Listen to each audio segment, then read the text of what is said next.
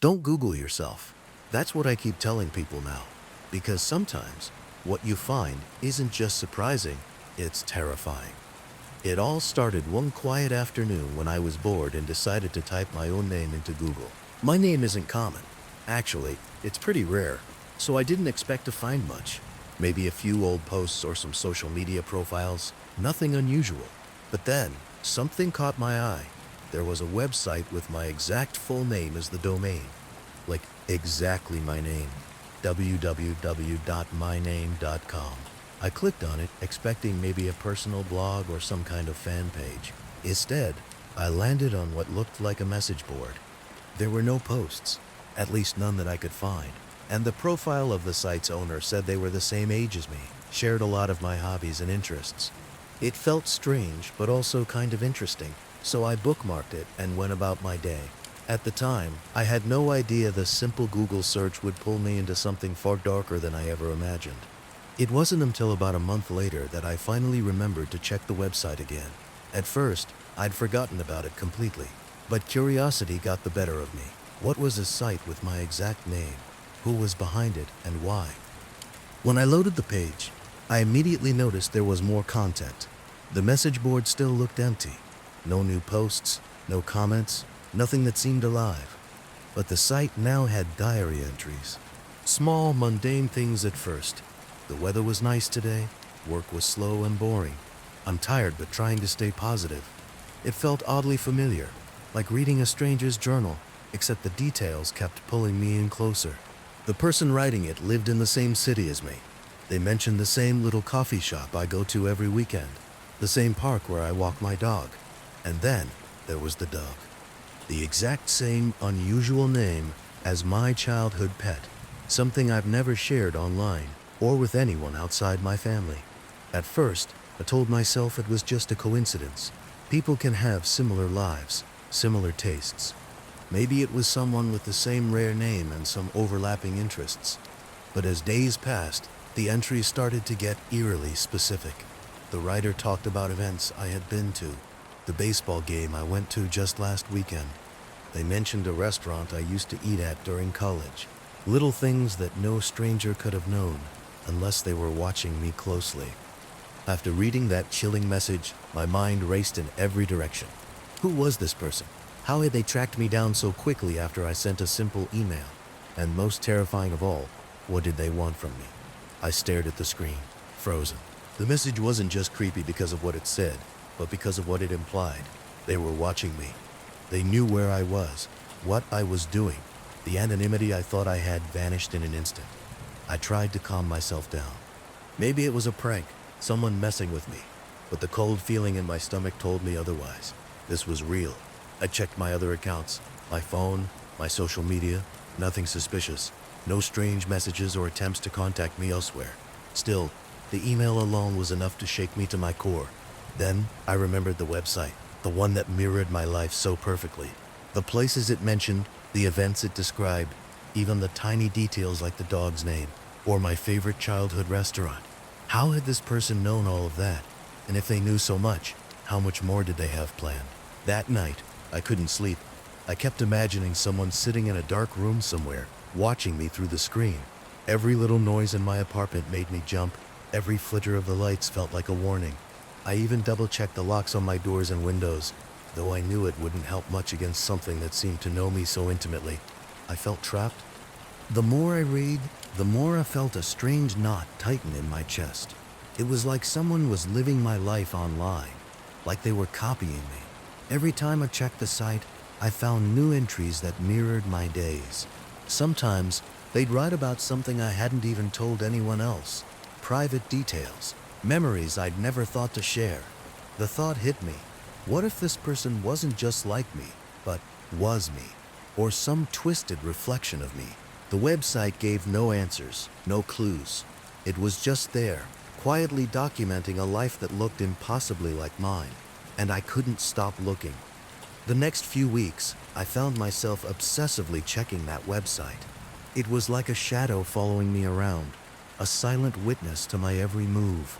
Every time I did something, went to work, met friends, even just stayed home, the site had an entry about it within hours. It wasn't just casual coincidences anymore. The diary started to mention things I hadn't even told anyone yet, like that time I spilled coffee on my shirt during a meeting, or the fight I had with my sister that same afternoon. Things I kept to myself, locked away in my mind. One night, I stayed up late and scrolled through every entry. The last few pages felt like a mirror, my own thoughts and feelings, reflected back in words typed by someone else. I read about their frustrations, their fears, their hopes. It was almost like reading my own journal, but from a stranger's hand. I tried to figure out who was behind it. I checked the site's registration info, but it was hidden behind layers of privacy protection. No clues, no way to track the odor. The domain was registered anonymously, and all the contact emails bounced back. I wondered if it was some kind of elaborate prank, or maybe a stalker, someone who had too much time on their hands and an unhealthy obsession with me. But then, the site started adding more personal touches. Pictures, photos of the city, but from angles I recognized from my own apartment window. Photos of a car parked outside a house I had lived in years ago. Small, intimate details that only someone close, or watching me, could know. It became impossible to ignore the chilling truth. Whoever was behind this site wasn't just copying me. They were watching me, tracking me, following me. And somehow, they were always one step ahead. One day, I decided to take a risk. I tried to interact with the site, to leave a message or respond to one of those fake posts. But there was no way to type or submit anything. The message board was just a facade, frozen in time. I thought about reaching out to the owner directly. Maybe it was some lonely person, just trying to connect. So, I sent an email, simple, polite, nothing threatening. Hi, I know this might sound strange, but we share the same name. I stumbled across your site, and I'm curious, would love to hear from you. I waited for hours, then days. No reply. The site stayed exactly the same. And then, suddenly, it disappeared. One morning, I typed in the URL, and the page was gone. No warning, no redirect, just nothing. My heart raced. What did that mean? Had they found me? Were they watching me right now? That night, I checked my inbox. There was a single email. No subject, no sender name, just the message. Found you. I dropped my phone. My hands shook. How did they find me? How did they know my email? For the first time, I felt truly scared. Like I'd stumbled into a nightmare with no escape. The next morning, I woke up feeling drained and on edge. The email still hovered in my mind like a dark cloud. I decided to check my inbox again, hoping maybe I'd missed something. Another message, a clue, anything. But there was nothing. No follow-up, just silence. I figured I needed to figure out what to do next. Was I overreacting? Maybe. But every instinct screamed that I wasn't. I needed to find out who this person was before things got worse. I started by digging deeper into the website. I searched for cached pages, archives, anything that might show me what it looked like before it disappeared. Surprisingly, I found a few snapshots. The diary entries, the photos, the fake message board, all there. Reading through them again, I felt a strange mixture of fascination and fear. It was like reading a parallel version of my own life. Every detail felt too close for comfort. I reached out to a friend who was good with tech and websites. I asked if they could trace where the site was hosted or find any info on the owner. My friend promised to help, but the results came back cold. The domain was registered anonymously, and the IP address was masked behind layers of proxies. It was like whoever made this site didn't want to be found. And yet, they reached out to me. The idea that someone had been following my life so closely, crafting a digital shadow of me, and then sending a message like, "Found you," it was terrifying. I started to wonder if this was some kind of sick game. How long had they been watching? What was the purpose? And then, there was a new feeling creeping in. Paranoia. I started noticing every little thing. The way my phone sometimes flickered. The odd delivery guy who seemed to linger outside my building a bit too long. The shadowy figure I saw when I looked out the window late at night. Was this just my imagination, or was someone really there? I couldn't be sure anymore. Days passed, but the fear didn't fade. It grew sharper. I stopped going out as much. Every noise outside felt like a warning. Every unexpected knock on my door set my heart racing.